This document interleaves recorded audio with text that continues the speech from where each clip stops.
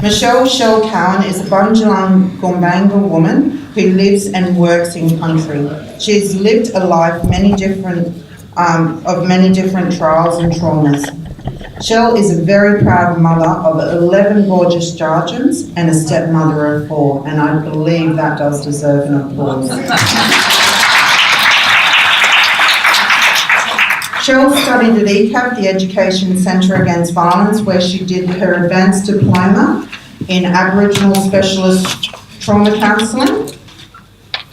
Then on to Sydney University, where she did a graduate certificate in Human and Community Services Interpersonal Trauma Stream.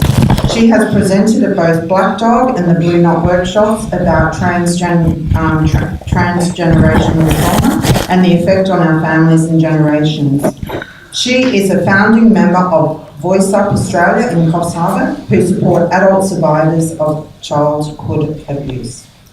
Shell currently works for Chess Employment in the FAMS program, where she runs an open door program called Hand Up for people with severe and persistent mental health issues. She has a huge passion for helping people, in particular young people, with suicide ideation and attempts, and their families. Please welcome Judy and Shell. Thank you.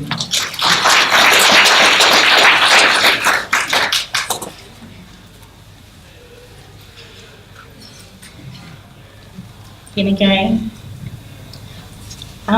First of all, I'd like to acknowledge the traditional owners of this land, and I'd particularly like to acknowledge the amount of trauma, pain and suffering that they went through for me to be able to stand here today to present to you. The pain, trauma and suffering in our country is unacceptable, and it is still unbelievable, and we're still there. So one of the differences that I wanted to talk to you today about, I'm just going to make my presentation quite quick because we're sharing our time, so is that I work in a trauma framework. It's very different to a mental health framework. So the best way that I find that I can explain this is that if you walk into the shed and you bump your head on the cupboard, mental health will put a Band-Aid on that. I'll take care of the cupboard.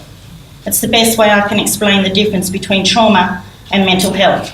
I believe that mental health is a byproduct of trauma.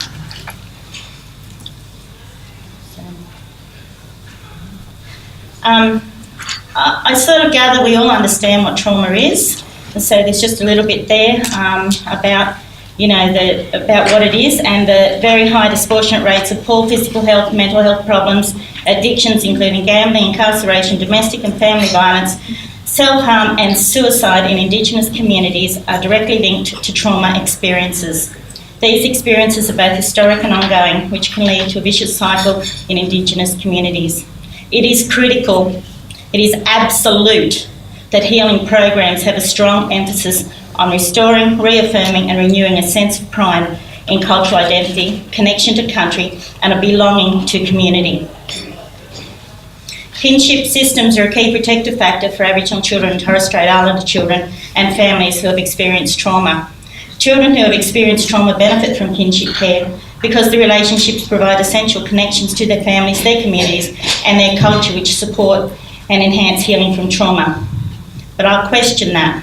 I currently work a lot with young people in juvenile justice, and I have a young boy at the moment who I was called to try and work with this young fellow because he can't connect, no one can connect with him. The problem is, he's now out of juvenile justice. He's on parole or waiting for his sentence to come up. He doesn't want to be out, he wants to be in Acmina. He wants to be there because that's all he knows. It's where he feels safe. He gets his eyes looked at, he gets his ears looked at, he gets his teeth fixed, he gets his food. He gets to go to school with his friends without fear of being unsafe. So he wants to go back there. And it doesn't matter what I give him. Doesn't matter what tools I put in his toolbox. Doesn't matter. He wants to go where he feels safe.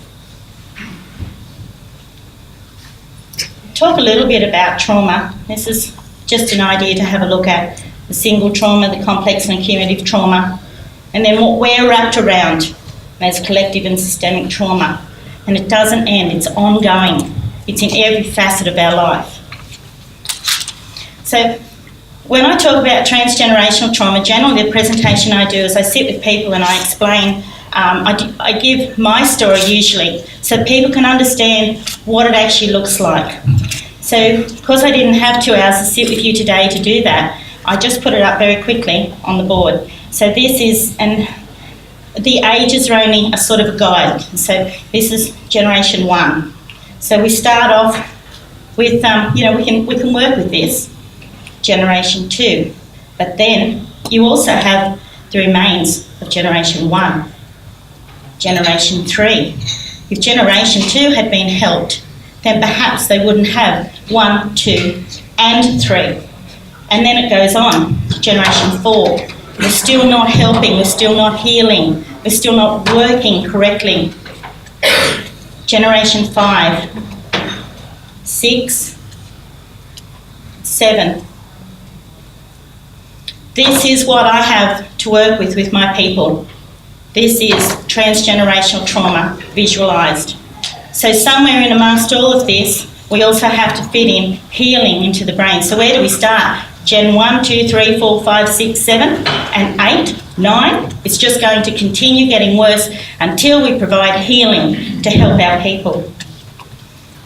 I want to also give you a visual on structural functionalism.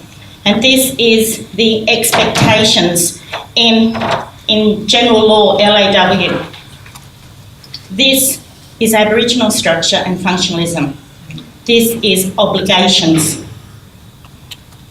The problem is, in our world today, this is what we have to face. We have LORE and LAW.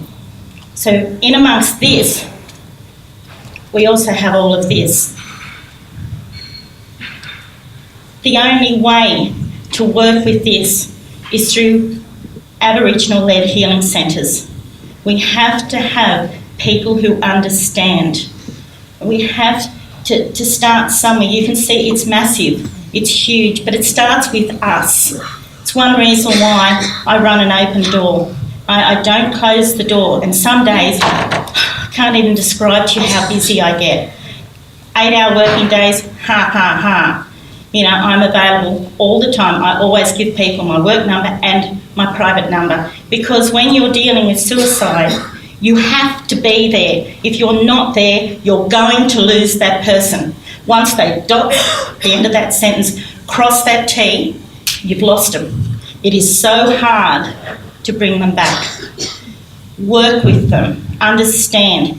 When young people, and I believe people of all ages, work out how they suicide, they do it in their window of tolerance. It's not a mental health issue, and it's not something that they do because they're feeling really bad. It's already worked out. It's already worked out. That's when you have to work with them. You'll hear people say, and I hear this a lot, I thought he was so good. I thought everything was going fine. And of course, that's correct, because their plan's already done. It's already worked out. So the next time that trauma experience comes back and something clicks in their mind and they can't cope with that, they have a plan. And that is a safety plan. That is a protective factor. Suicide is a protective factor so they don't hurt anymore. Talk about cultural safety. Also racism. This is one of the things us as Aboriginal people we have to look at. We have to learn what it's about. We can't challenge each other on who's your mob then. Sure, you don't belong here or you don't belong there. We have to work together. We have to work out a way of working together. Yes, it's going to be very difficult, but it's not impossible. While there's life, there's hope. We can do this. This is another word that I wanted you all to look at. It's cultural humility. I don't know your culture, and I don't know your culture, and you don't know my culture. We're all different, but we're all worthwhile. Every one of us is worthwhile. We have to accept each other on who we are and what we are. where we come from. In Grafton, I work with community, because if I work with just people from my homelands, I won't help everybody, all those that I can. So I work with cultural humility. They come, they sit, they tell me their story. I do what I can to help, and I know it works. I've learnt an incredible amount being a mum of 11 biological children. I have 8 boys and 3 girls. And if I had time to tell you the story of my family, you'd certainly understand why I work with young people so much. My partner has 4 children. I've reared 2 of those 4 children. I have lost count on the amount of foster children that have been through my doors. I don't refuse any child. If any child wants help, we have to be there, because after all, I'm responsible for every child in the world, as you are. They are our future. If we don't give to them, if we don't start healing these children, what have we got left? And then there's this,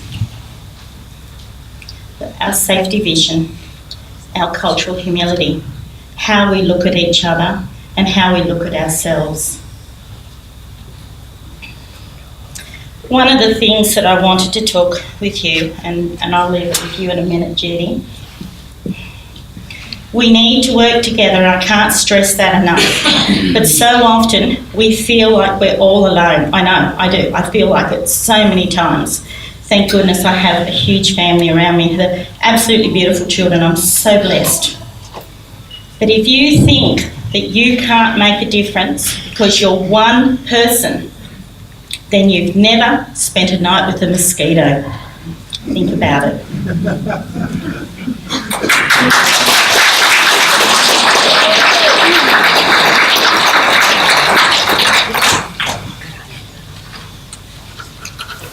Sorry.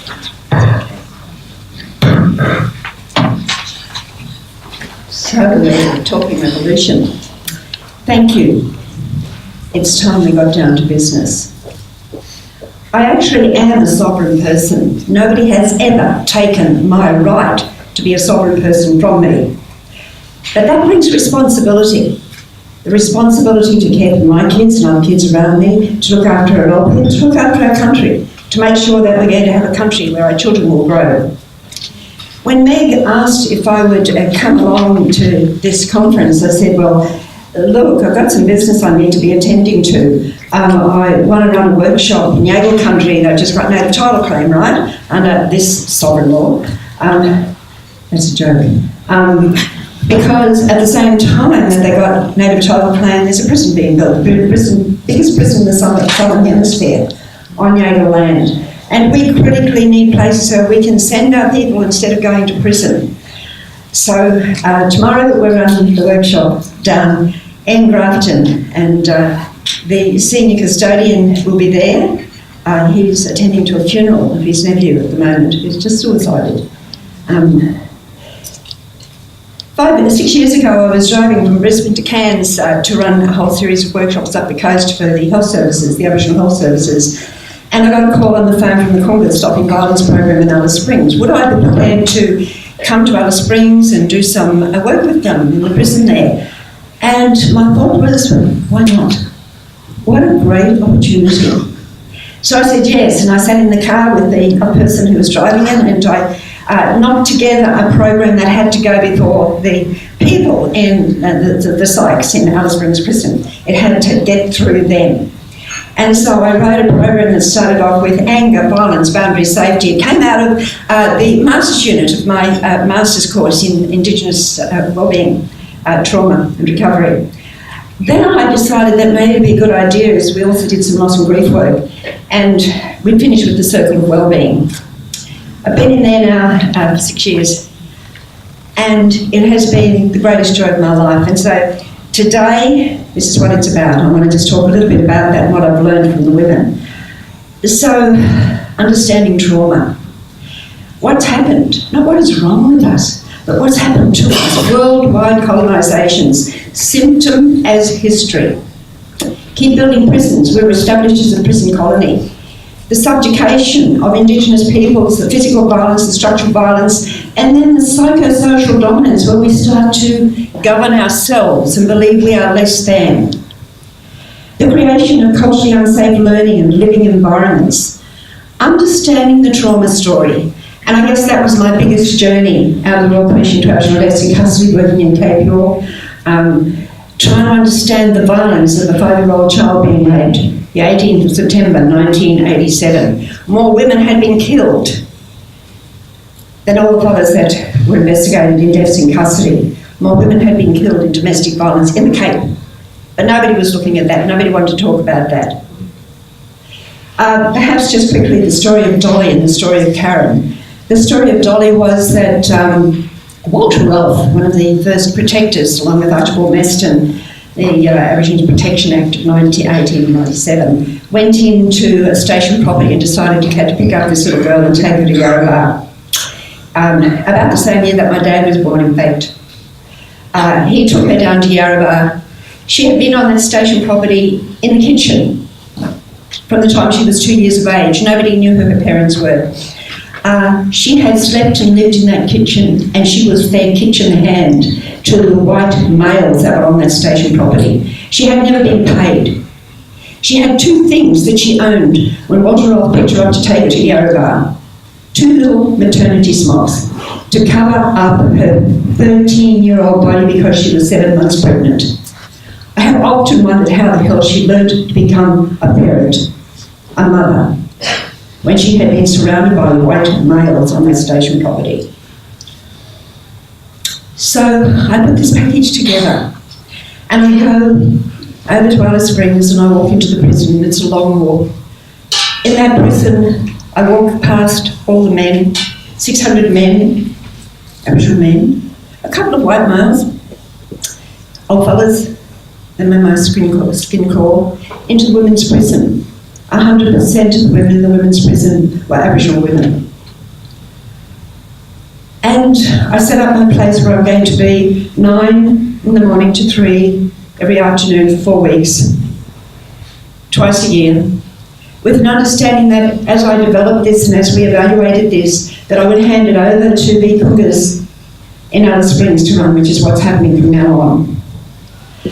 And we start off in the morning, and I want to make this clear. I used the material from our master's course. We had PowerPoints, we had discussions in the morning. We would check in every morning, and the women were asked to tell me how they were feeling, and they would go, good. Oh, good.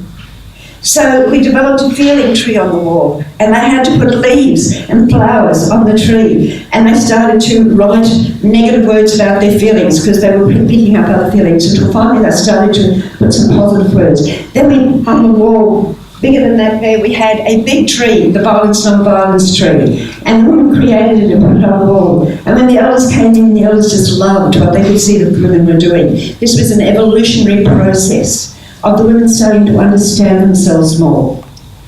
And in the afternoon we would break and they would paint. And then I would walk out and sit beside each of them wherever they were sitting. And I would just kind of be there. And so I deliberately didn't put these up for a reason. I started to hear and see things differently. In fact, my first session in the prison, I walked out and I said to one of the screws, how do I get to be in here permanently? It's, I'd love to be in here with these women permanently because we're doing some great work in here. And she laughed and said to me, well, I don't think you would be able to do that. You'd have to do a crime. And I said, I'm going to commit a crime anytime, probably a real crime compared to what they committed, because they were all in there on remand. 11, 12 months and they're on remand. They've never been sentenced. When they get into the court, they don't get sentenced to anything because they were found not guilty, but they've been there all that time. So I had my music in there as well. And I started to hear and see things differently. And there was a young woman who couldn't talk. So I sat with her. And finally she says 3 words to me. Nobody will listen. And I say, who won't listen? She says, nobody.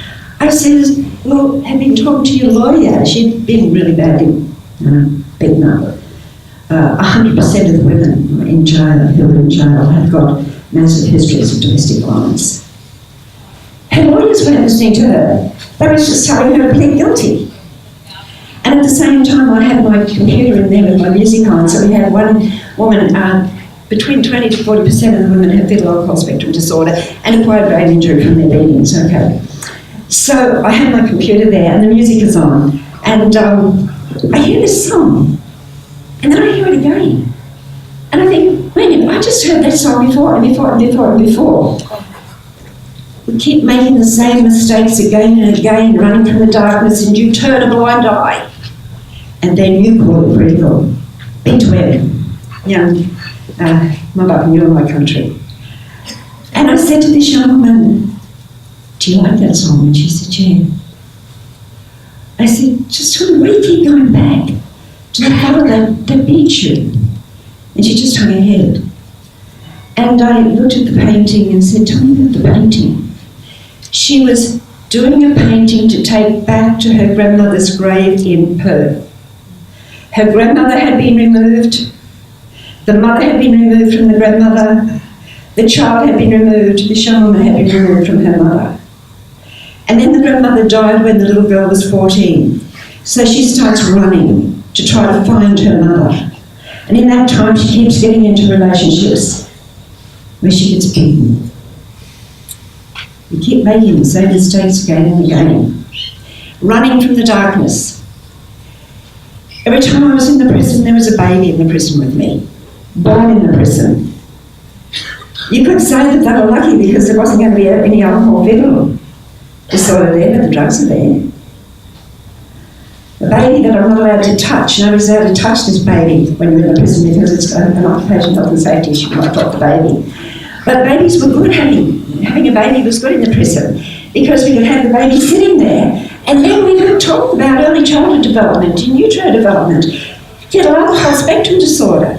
It was real. And the women got it, running from the darkness, to name and know our stories of pain and disorder.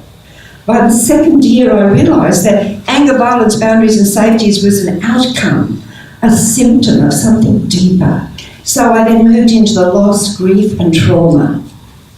And there was a woman there who was really shaved and would only wear trousers because she had one leg and she was like me, limpy. And she painted beautifully, quietly. They would never talk. You would sit beside them and finally little stories would come. So what happened is she was in prison because she had locked up her mother. She was in a car accident when she was 2 years old with her father and her mother who were drunk. And this little 2-year-old baby lost her leg, went to Alice Springs Hospital, went to Adelaide Hospital, went to Darwin Hospital, spent nearly 3.5 years in hospital recovering from this accident with hardly a visitor or anybody who spoke her language. She finally comes out and she goes home. And she can't run. She can't run from the darkness because at 9 years of age she was raped. At 15 she was married off to a man who was incredibly violent. He used the drugs and the drug. And I realised that as these stories came, and my limp and my injury here is because I started to carry those stories. They were massive. There was nothing in there for them. And I decided that I needed to focus on healing or recovery. And recovery and healing happens in relationships. I was sitting there one day, we showed The Last of His Tribe. I used, once were warriors. They could dissect that better than any psychologist I've ever met. They had, the whole walls were full of papers of how they saw people holding on. I've got a poem I want to finish with. So we have to believe healing and recovery is possible. So today I focus on the first 1,000 days in utero, up to the age of 3. If we don't give our babies that time, we're dead in the water. That we need to pick them up right there and then and give them a sense that they are powerful little people. And then in schools and homes, in schools in particular, where our schooling system is failing our kids over and over again, and in the prison. Prison, I introduced a terminology, ecological social systems theory. Sounds great, doesn't it? And I asked the women to unpack it for me. These are Aboriginal women who apparently have no real capacity to think according to the prison system. So what they did is they drew a tree, the leaves of the tree and the branches of the tree, the big, big trunk, and down at the bottom the roots. And they decided that when they left prison, they had to go back to their communities and grow communities of care, go into the school and work with the kids. So the roots, bringing up the nutrients of the soil, is the communities of care, and up through the trunk into the branches are the communities of practice who don't deliver, who get funded but don't deliver. And the link has to be between us both. And then we develop ecological social systems theory. I'm going to finish with a couple of poems. I now have about 100 of these poems. This is part of what we do. And when women graduate, they have to read their poems. When the superintendent comes and the screws come, they have to read their poems. So this is about writing something. And I'll just read you a couple and then I'll finish. But what I do is after they've written their poems, I ask them to stand in front of me with their feet on the ground. You see, I'm studying this four brains. This is this brain here, this is the heart brain, then we've got the gut brain, what we put into our system. But we also have the feet brain, how when we connect it to the earth, it tells us how we should behave. So I get them to stand because they've only ever stood like this with their head down. And I ask them to speak from here. I am a kind person, watching the kangaroo keep her joey safe, sleeping together on the brown earth as the desert rose blooms in the summer. I am painting the evening at Kings Canyon, listening to the kookaburra laugh with me as I watch the camel standing next to the desert mulga tree. Christine Fry, who had English as a fourth, fifth language, and whom I was told was literate. This woman, I read her poem, had so many beatings and hits to the heads that she has a clear diagnosis of acquired brain injury. This is her poem. I am one of the seven sisters, travelling across the early morning sky. White cockatoos are flying over the river to the sandhills, looking for blue spring flowers to eat. Around my house, red roses. I cook kangaroo tails for Albert and Jira. I'm not giving you their names deliberately because these poems, I've got permission to share them, but I want them published at some time. The final one, from a woman who has been in prison since the 22nd of September 2007 on remand.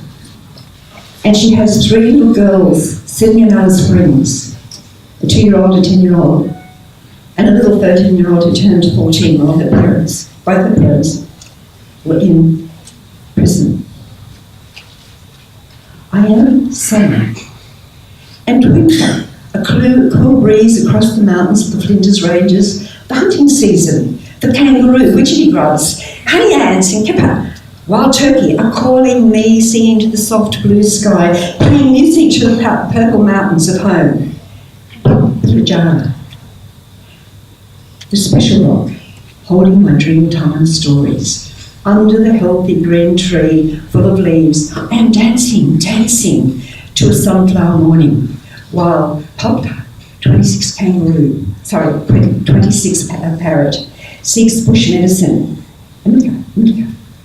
The children play in the red sand while their mother dings a goanna for supper, making sure they are safe from the herd that comes when we are not prepared to protect them. I wanted to bring the voices of those women into this room because we forget that these are our mothers of our future generations. And we are bringing up not just men, not just kids in juvenile detention, not just women in prison, but our prisons are full of babies that have been born in prison. And one little boy that I recently worked for who was born in New South Wales prison, just called himself a mistake. I'm just a mistake, I'm nothing, that's all. Revolution. We need a revolution.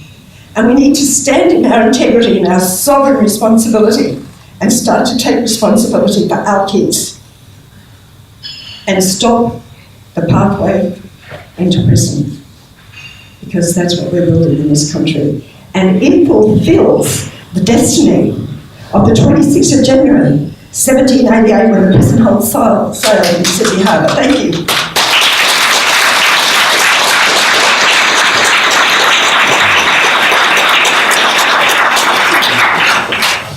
I just want to add one more thing. Thank you, Judy. When you listen to understand. Don't listen to answer. Listen to understand and feel what you need to understand. Sometimes there is no answer. Just listen to understand.